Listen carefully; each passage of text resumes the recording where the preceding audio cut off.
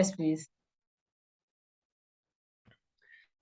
Hello, everyone. I'm John Higgins, contributing writer to Film and TV Now, and I would like to welcome one and all to this interview special with Bolu Essien, who's the creator and star of a brand new comedy drama series called Becoming Abby, which airs on Netflix from October the 28th.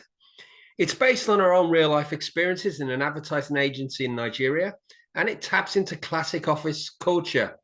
Bolu, a warm welcome to you. So much. Thank you so much, John. Thank you for having me. So let's start. Sometimes, we always often like to forget office experience when we move on to other things. What actually prompted you to write a series based on your experience? I think it all falls back to my love for acting, right? I've always loved acting since when I was very young. But when I graduated from university, I took on a corporate job and I was working in advertising. And right from the world of advertising, I'm looking at acting and I'm like, this is what I want to do. You know that we're in love, we're in a marriage. But of course, because of work, I couldn't do all of that. And so as at 2000 and I'd been writing different scripts, nothing about Becoming Abi or my experience. But as at 2021, there's a point when you clock into your 30s where you're like, you know what, I don't want to look back when I'm 50 something and saying I did not take myself seriously or I didn't consider the things that gave me joy. And I spoke to my partner, who's my husband, and I was like, I want to do this. And of course, we were planning for another project entirely. And then one morning, I just woke up in June, and it was the title that came to me first, Becoming Abby. And I just had that note that I was going to tell the story of my journey. The reason why I've been away, this is it. So it's like my own journey to becoming who I'm meant to be as an actor as well. I'm coming into my own as a creative, as a creator, writer, director, but also I just felt it was also a good opportunity because it's not something that you typically see in our market. And I know the experiences are universal, dealing with bosses, finding love, colleague, office politics, general, and so on. It's like, okay, let's go for it. And so we are here. Yeah, I have to say, this reminds me a little bit of things like Working Girl and The Devil Wears Prada. There's bitchiness, there's kind of visions of what you're going to do to people if they don't carry it out, and there's so there is an office culture which we are all experienced with. What did you enjoy? What did you enjoy watching growing up? I think growing up, I was just in my young age, it would be cartoon. I'm like I come up with animation concepts even currently. So I'm quite a person who loves cartoon as well, Powerpuff Girls and the likes, from when I was young. But of course, going into my teenage years and my adulthood, of course, movies like Pretty Women and a lot of Julia Roberts and a lot of, just watching really good content that, Hollywood was creating. I also do consume a lot of local content. Of course, as I grew into an age where of course you are coming into your own and devising yourself, it's now about not just what content is good, but which actors do I really respect and what kind of projects are they choosing, if you get what I mean. Yeah. And me watching those contents, and I never shy away to talk about someone like Viola Davis and a capacity around how to get away with murder, and recently of course Woman King. So it's an array of content from drama. In fact, the fact that I'm writing a dramedy, even I am surprised because I find I'm a drama because I run away from comedy. I'm like, comedy is hard, but yeah, the fact that you don't have to force it is about what the things that the characters are. I would also just like to talk a little bit about, let's talk a little bit about your cast. They acquit themselves magnificently in this film, and it's a richness. It celebrates Nigerian culture. The whole thing. Tell us a bit more about your cast. Yes. For me, it was important to cast people who I believe could deliver on the role. It wasn't about who is popular, if you get what I mean. It wasn't about who is like the A-list of the A-list of the A-list, if you get what I mean. It was about when I was crafting the characters, I knew the people who would fit these characters. In fact, there was one of the actors that even before I was done writing this series, I already knew she was going to be my best friend. in the series. So it was about me looking at who are these characters? Who is that guy that doesn't have to say much and can catch an attention? And okay, this was, someone to cast for it. Who is that guy that I feel that can show that he cares without being too in your face and everything? I felt the actors. That's not to say some actors didn't turn us down. We also had actors that we had reached out to, last year. So we wanted to shoot. But some people are not available. Some are all about what have you done before in the past. And I'm like, only if you knew what we were planning. But yeah, I'm excited about the crop of actors we worked with. I think I'm also excited because these are actors who have been doing projects, but they're actors who also listen. So when we're having our table read, I was explaining to each character the reasons behind their decision. So when you say I love you, it's not just because you say I love you. You have some information, as to the reason why you're saying that. Are you saying I love you because you just want to get her out of your back? Or are you saying I love you because that's the last time you're going to see her? So I gave them a lot of back in, and you find that they're asking, of course, I didn't solely direct it, I co-directed with Sarah Ejim. But you find that they walk up to me asking questions. They're asking questions that, was that what you had in mind? And I'm like, well, this part I had in mind, but this part you did, this improv, fantastic, because I'm also an improv person. Sometimes, we just go for it. So I'm excited with this set of actors because they just really embodied the characters and were very vulnerable enough to ask questions. Yeah.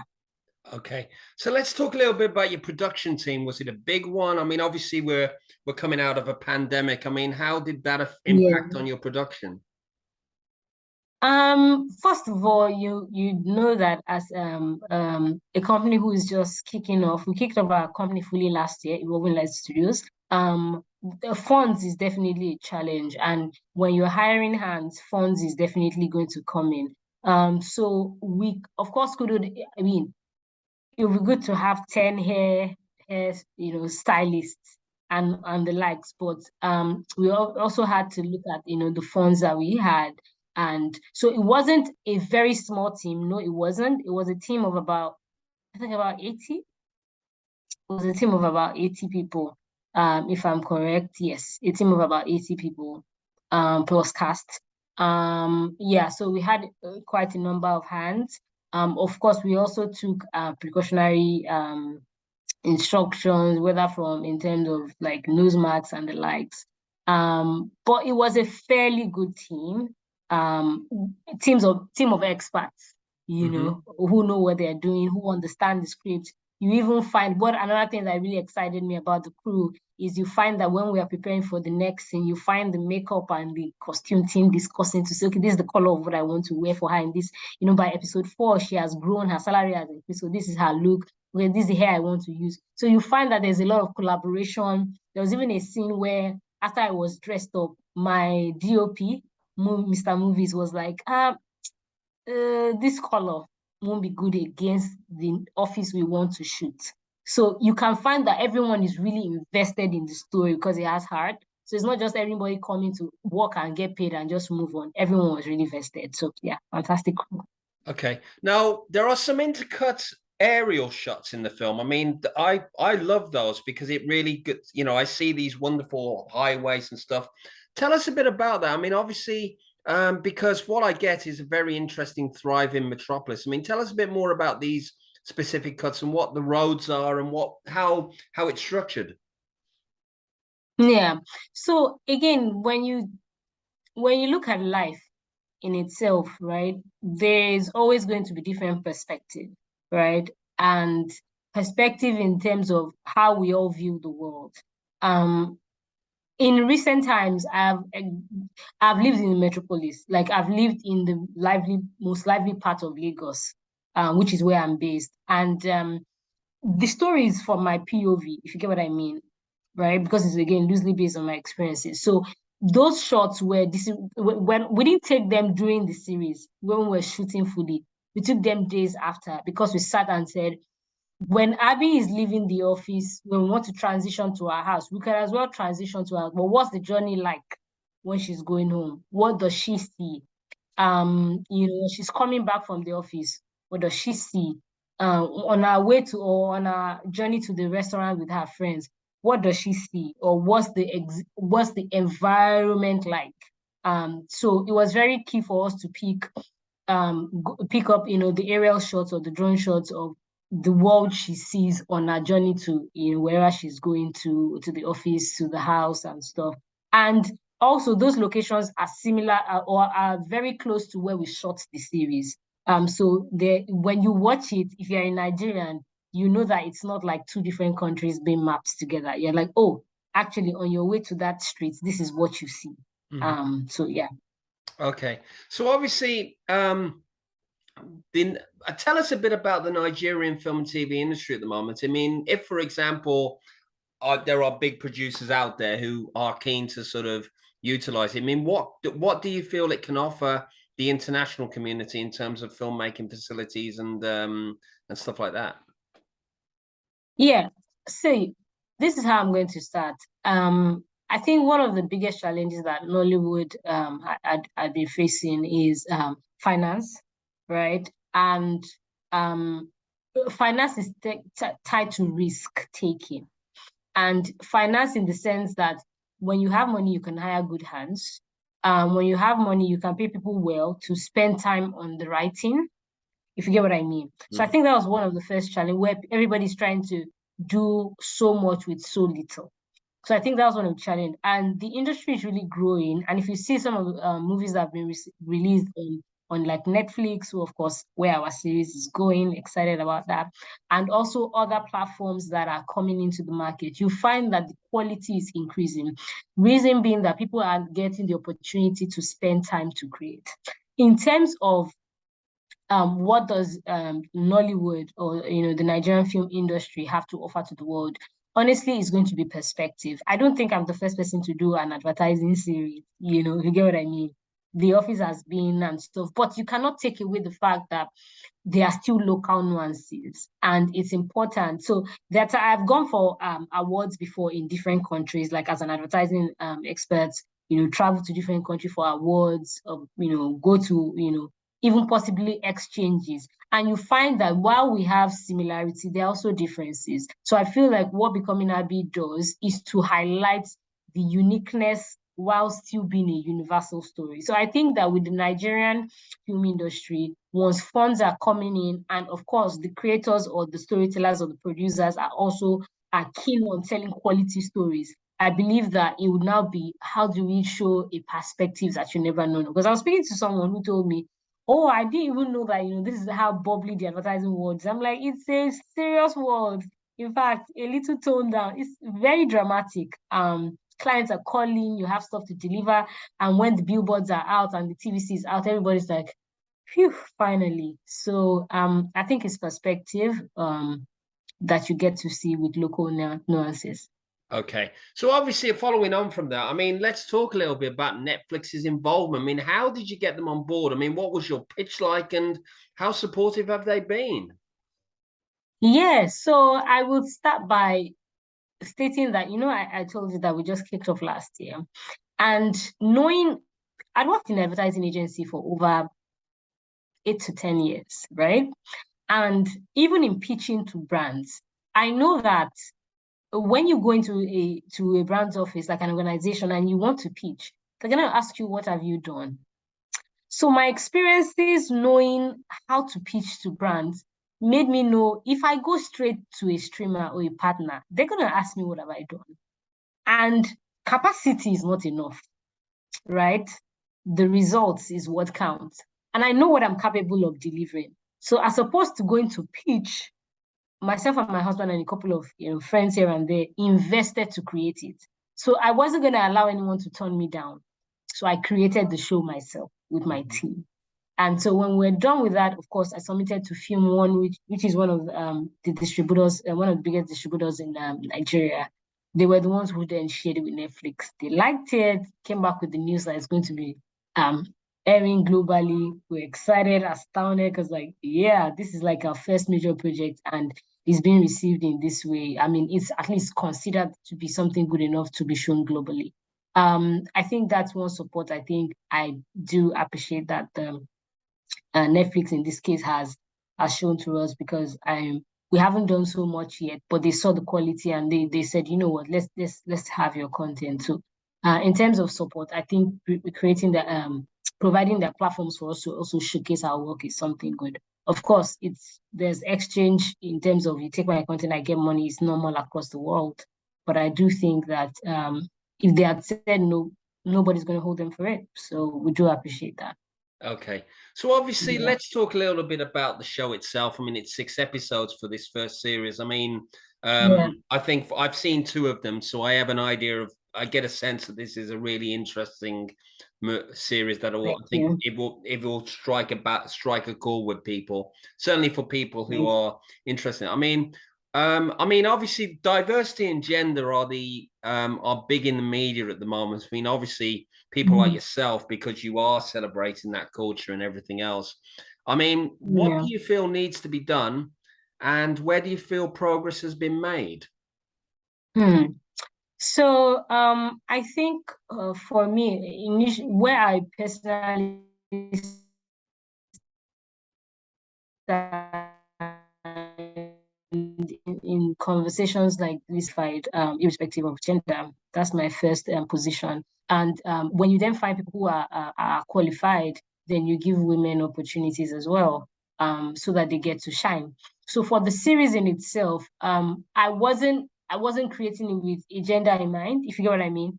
The story was just going, I was creating the story, writing, and the characters were betting more characters based on my experiences, based on maybe something I saw somewhere and so. So they were betting more characters. So I find that where I try not to be biased is where I'm not saying the people who will play those roles are the popular people. Because I mean, there's also a clamor for new voices. You hear it even in our industry, young people saying they're not given opportunities, they're looking for opportunities. In fact, there are a couple of people, like 3 people in Becoming Abby, who had not even acted in a film before. You get what I mean? And we give them those opportunities. So I think like people always say, change starts with you. I want to be the change I want to see. Yeah, giving people like myself the opportunity to follow their own path. But in terms of how the industry is faring, I think in Nigeria, women are actually the ones leading. If you look at the Nigerian film industry, when if you beam a light into it, yes, there you have different people, but a lot of the people that are top burners are women. Jadi Oshiberi, you have Mo Abudu, you have Kemi Adetiba, like Biodu Steven. Those are like women that are topping the charts, already. Funke Akindele, Tony Abraham. There are a couple of women, like if you want to talk about the entertainment industry, you cannot talk about them without calling these names in the Nigerian industry. Of course, we have the men as well, but these are women that are really, really thriving and are well respected in the industry.